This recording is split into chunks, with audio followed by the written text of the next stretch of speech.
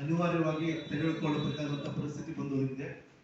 ಇಲ್ಲ ಅಂತಂದ್ರೆ ನಾವೆಲ್ಲರೂ ಕೂಡ ಈಗ ಡೆಂಗ್ಯೂ ಬರ್ತಾ ಇದೆ, ಮೊದಲು ಕೊರೋನಾ ಬಂದಿತ್ತು, ಅಲ್ಲೂ ಕೂಡ ನಾವು ವಾರಿಯರ್ಸ್ ಆಗಿ ಕೆಲಸ ಮಾಡಿದ್ವಿ. ಈಗ ಡೆಂಗ್ಯೂ ಬರ್ತಾ ಇರೋದ್ರಿಂದ ನಾವು ಬೇರೆ ಯಾವುದೇ ಎಕ್ಸ್ಪೆಕ್ಟೇಷನ್ ಇಲ್ದಂಗೆ ನಾವೆಲ್ಲರೂ ಕೂಡ ಅತ್ಯಂತ ಶ್ರಮ ವಹಿಸಿ ಕರ್ತವ್ಯವನ್ನು ನಿರ್ವಹಿಸ್ತಾ ಇದ್ವಿ. ಡೆಂಗ್ಯೂವನ್ನು ತಡೆಗಟ್ಟುವಲ್ಲಿ ನಮ್ಮೆಲ್ಲರ ಪಾತ್ರ, ನಮ್ಮ ಆರೋಗ್ಯ ಸಿಬ್ಬಂದಿಯವರ ಪಾತ್ರ ಮುಖ್ಯವಾಗಿರುತ್ತೆ. ಹಾಗೆ ನಾವೆಲ್ಲರೂ ಕೂಡ 15ರಿಂದ 20 ವರ್ಷದಿಂದ ಡಾಕ್ಟರ್ಸ್ ಎಲ್ಲ ಸೇವೆ ಮಾಡ್ತಾ ಇದ್ವಿ.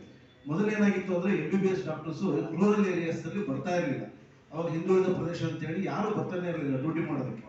ಅವಾಗ ಪ್ರಾರಂಭ ಆಗಿದ್ದೇನು ಅಂತಂದ್ರೆ MBBS ಡಾಕ್ಟರ್ ಬದಲಾಗಿ ಆಯುಷ್ ವೈದ್ಯರು ಸಿಗ್ತಾರ ರೂರಲ್ ಏರಿಯಾ ಸರ್ವಿಸ್ಗೆ ಅಂತ ಹೇಳಿ ಅವಾಗ ಸ್ಟಾರ್ಟ್ ಆಯ್ತು ನಮ್ಮ ಸೇವೆ ಕೊಡುವಂತ ಒಂದು ಕಾರ್ಯಕ್ರಮ.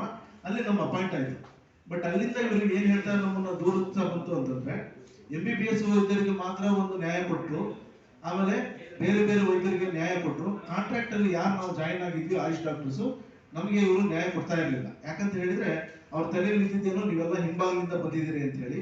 ದಯವಿಟ್ಟು ಒಂದು ಅರ್ಥ ಮಾಡ್ಕೋಬೇಕು ಸರ್ಕಾರ, ಯಾರು ಹಿಂಭಾಗದಿಂದ ಬಂದಿಲ್ಲ. ಜಿಲ್ಲಾಧಿಕಾರಿಗಳ ನೇಮಕಾತಿ ಅಂತಂದ್ರೆ ಆ ನೇಮಕಾತಿ ಸರಿ ಇರುತ್ತೆ. ಆ ನೇಮಕಾತಿಯಲ್ಲಿ ಒಂದು ಕಮಿಟಿ ಇರುತ್ತೆ. ಆ ಕಮಿಟಿಯಲ್ಲಿ ಒಳಗೊಂಡಂತೆ ಎಲ್ಲಾ ನೇಮಕಾತಿಗಳು ನ್ಯಾಯಬದ್ಧವಾಗಿದೆ, ಸಂವಿಧಾನಾತ್ಮಕವಾಗಿ ಎಲ್ಲಾ ನೇಮಕಾತಿಯು ಆಗಿರೋದ್ರಿಂದ ಈ ಮಾತನ್ನ ಹೇಳೋದಕ್ಕೆ ಬರೋದಿಲ್ಲ. ಎರಡನೇದಾಗಿ ಬೇರೆ ಬೇರೆ ರಾಜ್ಯಗಳಲ್ಲೂ ಕೂಡ ಈಗಾಗಲೇ ಕಾಯಮಾತಿ ಮಾಡ್ತಾ ಬಂದಿದ್ದಾರೆ. ಅದನ್ನ ಇವರು ಗಂಭೀರವಾಗಿ ಪರಿಗಣಿಸಬೇಕು. ತಮಗೆ ಬೇಕಾದಾಗ ಆ ದೇಶದ ಮಾಡಲು ಈ ರಾಜ್ಯದ ಮಾಡಲು ಅಂತ ಕನ್ಸಿಡರ್ ಮಾಡೋರು ಈಗ ನಮ್ಮನ್ನೆಲ್ಲಾನು ನೇಮಕಾತಿ ಮಾಡಬೇಕು ಅಂದಾಗ ಮೀನಾಮೇಷ ಎಣಿಸೋದು ಸರಿಯಲ್ಲ. ಮೂರನೇ ವಿಚಾರ ಏನು ಅಂತಂದ್ರೆ ಕಾನೂನಾತ್ಮಕವಾಗಿ ಹಲವಾರು ಪ್ರಕರಣಗಳನ್ನ ಇವರು ನಮ್ಗೆ ಮೆನ್ಷನ್ ಮಾಡ್ತಾರೆ. ಉಮಾದೇವಿ ಪ್ರಕರಣ, ಆ ಪ್ರಕರಣ, ಈ ಪ್ರಕರಣ ಅಂತ ಹೇಳಿ ಯಾವ ಪ್ರಕರಣಗಳು ನೆಟ್ಟಿಗೆ ಬರೋದಿಲ್ಲ. ಯಾಕಂತ ಹೇಳಿದ್ರೆ ಹಿಂಭಾಗದಿಂದ ಬಂದವರಿಗೆ ಮಾತ್ರ ಉಮಾದೇವಿ ಪ್ರಕರಣ ಅಪ್ಲೈ ಆಗುತ್ತೆ ಹೊರತು ಇನ್ಯಾರಿಗೂ ಇದು ಅಪ್ಲೈ ಆಗೋದಿಲ್ಲ. ಇವೆಲ್ಲವನ್ನು ಕನ್ಸಿಡರ್ ಮಾಡಿ ಈಗಾಗಲೇ ಹಲವಾರು ಕೋರ್ಟ್ಗಳಲ್ಲಿ ತೀರ್ಮಾನ ಬಂದಿದೆ, ಸುಪ್ರೀಂ ಕೋರ್ಟ್ ಆರ್ಡರ್ ಆಗಿದೆ. ಸುಪ್ರೀಂ ಕೋರ್ಟ್ ಆರ್ಡರ್ ಅಲ್ಲಿ ಕೆಲವೊಂದು ಉಲ್ಲೇಖ ಮಾಡಿದ್ದಾರೆ. 15-20 ವರ್ಷ ನೀವು ದುಡಿಸ್ಕೊಂಡ್ಬಿಟ್ಟು ಒಂದು ಎಂಪ್ಲಾಯ್ನ ಅವನ ಜೀವನವನ್ನು ಹಾಳು ಮಾಡಿಬಿಟ್ಟು ನೀವು ಕೊನೆ ಮೂಮೆಂಟ್ಗೆ ನೀವು ಇಲ್ಲ ನಿನ್ ಕೆಲಸ ಮುಗಿತು ಬಿಟ್ಟು ಹೋಗಿ ಅಂತ ಕಳಿಸಬಾರದು ಅನ್ನೋ ಸುಮಾರು ಆರ್ಡರ್ಗಳು ಇರೋದ್ರಿಂದ ಇವೆಲ್ಲವುದನ್ನು ಕನ್ಸಿಡರ್ ಮಾಡಿ ಆಯುಷ್ ವೈದ್ಯರಿಗೂ ನ್ಯಾಯ ಕೊಡಬೇಕು. ಹಾಗೂ ಉಳಿದಂತ ಸಿಬ್ಬಂದಿಗಳು ಯಾರ್ಯಾರಿದ್ದಾರೆ, ನಾವು ಫಾರ್ ಎಕ್ಸಾಂಪಲ್ ಸ್ಟಾಫ್ ನರ್ಸ್ ಅವ್ರನ್ನ ನೋಡಿದ್ರೆ ನಮಗೆ ತುಂಬಾ ಬೇಜಾರಾಗುತ್ತೆ. ಅವರೆಲ್ಲ 10,000 12,000ಕ್ಕೆ ಕೆಲಸ ಮಾಡ್ತಿರೋರು, PHCOಸ್ ಕೆಲಸ ಮಾಡ್ತಾ ಇದ್ದಾರೆ.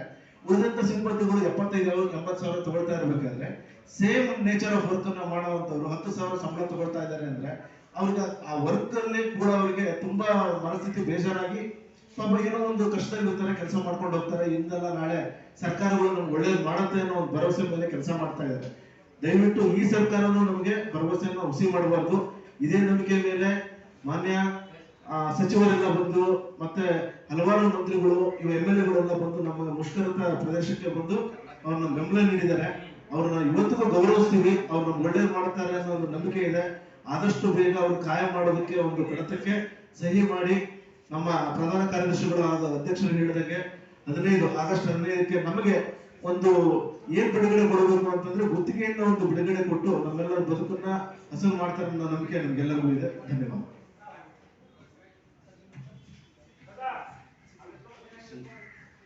ಶ್ರೀಮತಿ ಆರತಿ ಅವರು ಮಹಿಳಾ ಅಧ್ಯಕ್ಷರು.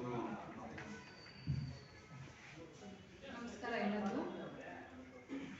ನಾವು ನರ್ಸಿಂಗ್ ಆಫೀಸರ್ ಆಗಿ ಕಳೆದ 20 ವರ್ಷಗಳಿಂದ ಕೆಲಸ ಮಾಡ್ತಿದ್ದೀವಿ. ಯಾವುದೇ ಮೂಲಭೂತ ಸೌಲಭ್ಯಗಳು ನಮಗಿಲ್ಲ. ಕನಿಷ್ಠ 20 ವರ್ಷದಿಂದ ಕೆಲಸ ಮಾಡಿದ್ರೆ ನಮ್ಮ ಸಂಬಳ 18,000 ದಾಟಿಲ್ಲ. ಈ 18,000 ಸಂಬಳಕ್ಕೋಸ್ಕರ ನಾವು ಮನೆ ಮಕ್ಕಳನ್ನೆಲ್ಲ ಬಿಟ್ಟು ಬೇರೆ ಡಿಸ್ಟಿಕ್ ಇಂದ ಡಿಸ್ಟಿಕ್ ಬರ್ತಾ ಇದ್ದಾರೆ. ಡಿಸ್ಟಿಕ್ ಇಂದ ಟ್ರಾನ್ಸ್ಫರ್ ಸಿಕ್ಕಿಲ್ಲ. ನಾವು ಕೋವಿಡ್ ಅಂತ ಟೈಮಲ್ಲಿ ಮನೆಗೆ ಹೋಗಂಗೆ ನಮ್ಮ ಮನೆ ಮಕ್ಕಳನ್ನೆಲ್ಲ ಬಿಟ್ಟು ನಾವು ಕೆಲಸ ಮಾಡಿದ್ದೀವಿ. ಇದನ್ನ ಸರ್ಕಾರ ಪರಿಗಣಿಸಿ ನಮಗೆ ಮಾನವೀಯತೆ ದೃಷ್ಟಿಯಿಂದ ಅದು ನಮ್ಮನ್ನು ಮಾಡಬೇಕಾಗಿತ್ತು. ಇಷ್ಟು ವರ್ಷ ಆದ್ರೂ ನಮಗೆ ಮಾಡಿಲ್ಲ. ದಯವಿಟ್ಟು ಸರ್ಕಾರದಲ್ಲಿ ನಾವು ವಿನಂತಿ ಮಾಡೋದೇನೆಂದ್ರೆ ನಾವು ಎಲ್ಲ ನಮ್ಮ ಇದರಲ್ಲಿ 70% ಬಂದು ನಾವೇ NHM ಗುತ್ತಿಗೆ ನೌಕರರಷ್ಟೇ ಕೆಲಸ ಮಾಡ್ತಾರೆ. 30% ಅಷ್ಟೇನೆ ಸರ್ಕಾರಿ ನೌಕರರಿದ್ದಾರೆ. ಅದನ್ನು ಪರಿಗಣಿಸಿ ಅವ್ರು ಮಾಡೋದು ಒಂದೇ ಕೆಲಸನೇ, ನಾವು ಮಾಡೋದು ಒಂದೇ ಕೆಲಸನೇ. ಅವ್ರಿಗೆ ಸುಮಾರು 60,000-80,000 ಸಂಬಳ, ನಮ್ಗೆ 15,000-18,000 ಸಂಬಳ. ಈ ಸಂಬಳದಲ್ಲಿ ನಾವು ಮೂಲಭೂತವಾಗಿ ನಾವು ಜೀವನ ಮಾಡೋಕ್ಕೂ ಕಷ್ಟ ಆಗ್ತದೆ. ಅದನ್ನು ಪರಿಗಣಿಸಿ ದಯವಿಟ್ಟು ನಮಗೆ ಕಾಯಂ ಮಾಡ್ಕೊಳ್ಬೇಕು. ಈಗ ನಮ್ಮ ಸಂಘದ ಅಧ್ಯಕ್ಷರು ಮತ್ತೆ ನಮ್ಮ ಕಾರ್ಯದರ್ಶಿಗೆ ನನಗೆ ಆಗಸ್ಟ್ 15 ಒಳಗಡೆ ನಮಗೆ ಈ ಗುತ್ತಿಗೆ ಪದ್ಧತಿಯಿಂದ ಮುಕ್ತಿಗೊಳಿಸಬೇಕಾಗಿ ನಮ್ಮಲ್ಲಿ ವಿನಂತಿಸುತ್ತೇವೆ. ತುಂಬಾ ಧನ್ಯವಾದಗಳು ಪತ್ರಿಕಾ ಮಾಧ್ಯಮಗಳು ಮತ್ತೆ ಪ್ರಸಾರ ಮಾಧ್ಯಮದವರು ದಯವಿಟ್ಟು ನಮ್ಮ ಬೇಡಿಕೆಗೆ ತಾವು ಸಹಕರಿಸಬೇಕು. ಸುಮಾರು ಮಾಧ್ಯಮ ಮತ್ತು ಪತ್ರಿಕಾ